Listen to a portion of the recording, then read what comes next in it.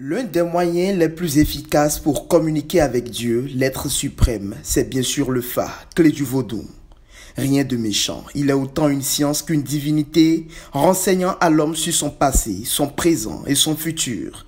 Mieux, sur ses relations étroites avec la nature. Son origine reste une histoire alambiquée. Le Fa est d'une importance indéniable dans la vie d'un être.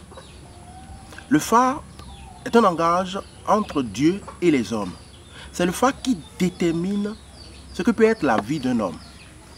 Prenons l'exemple de quelqu'un qui ne doit pas manger un fruit donné et qui ne le sait pas.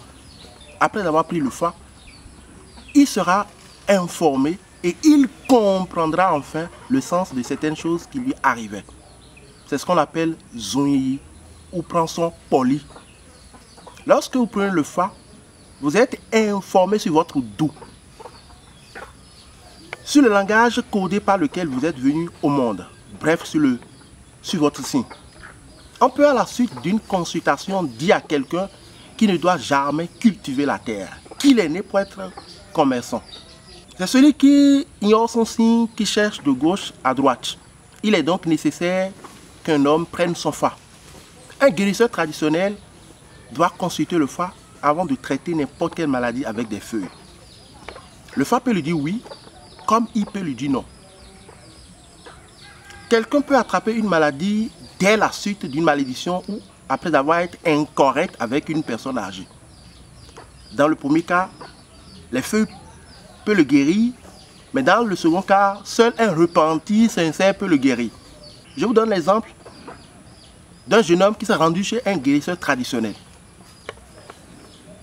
parce qu'il avait des maux de tête. Mais après avoir consulté le Fa, le guérisseur lui a dit qu'aucun médicament ne peut le guérir.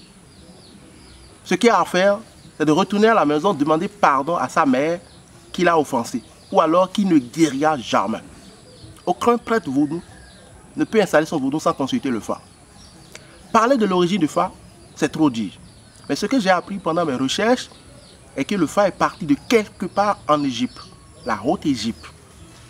Mais lorsque vous allez aujourd'hui au Nigeria, on vous parlera de Ilé-Ifẹ̀ comme l'origine du Fa. En réalité, Ilé-Ifẹ̀, c'est une ville où les gens ont beaucoup travaillé le Fa. C'est une forêt dans laquelle de jour comme de nuit, on attend toujours les sons des tam-tams. Il faut être un initié avant de rentrer dans cette forêt.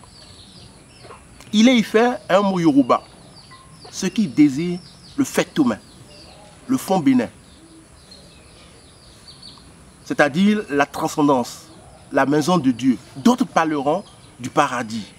C'est pour ça que certains pensent que le Fa vient de là-bas. Dans le vaudou, tout commence en effet par le Fa et tout finit par le Fa, car son message est d'essence divine, voire prophétique. C'est à juste titre que Sopiniché Valérie, nouveau prêtre du Fa, a jugé utile de confier en début de tout son projet vaudou aux ancêtres.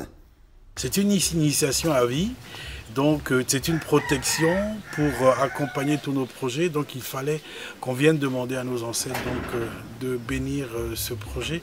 C'est long, hargneux, âpre. C'est pas évident, mais c'est vraiment une vraie plénitude de participer à ce type d'initiation. Il y a bien évidemment le projet qui est assez pharaonique, mais il y a ma personne, ma spiritualité en tant que Kamite. J'adhère amplement donc à ce projet-là vaudouisant. Les admirateurs de cette culture béninoise, quant à eux, ne tarissent jamais de mots pour exprimer leurs enchantements.